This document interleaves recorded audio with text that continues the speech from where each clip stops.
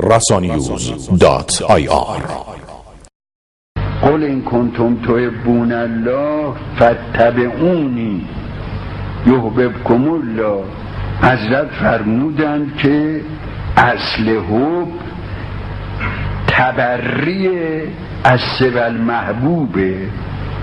بله، خب اول یه رفیقی نصیبش میکنه که عیوبش رو بگه بهش، این کار خوب نبود کردی یا اونجا خوب نبود، چرا این حرفو زدی، اونجا مناسب نی رفتنش.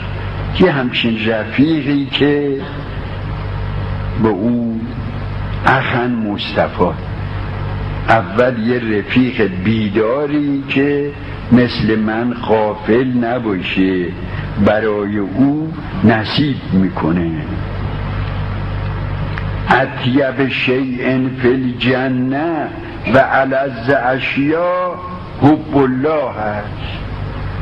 در روز قیامت خطاب میرسد، آی مردم، اون چیزهایی که من به شما وعده دادم آیا شما دریافت کردید؟ بله یا ربی، بله. خب حالا چی میخوان؟ حالا تو رو میخوان. خدا الهی زاهد از تو حور میخواهد قصورش بین. زاهد که میاد ترک لذایذ دنیا رو میکنه چون حور میخواد، اما اولیاء خدا پروردگار رو میخوان. الهی تو رو ما میخوان.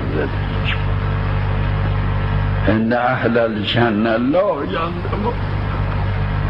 اهل جنت قصه اولاد و ملک و منال رو نمیخورن.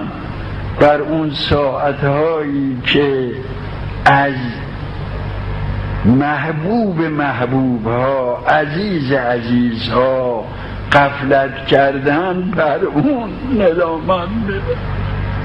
الا علی ساعت مرت بهم ولم یذکر الله فیها عز وجل.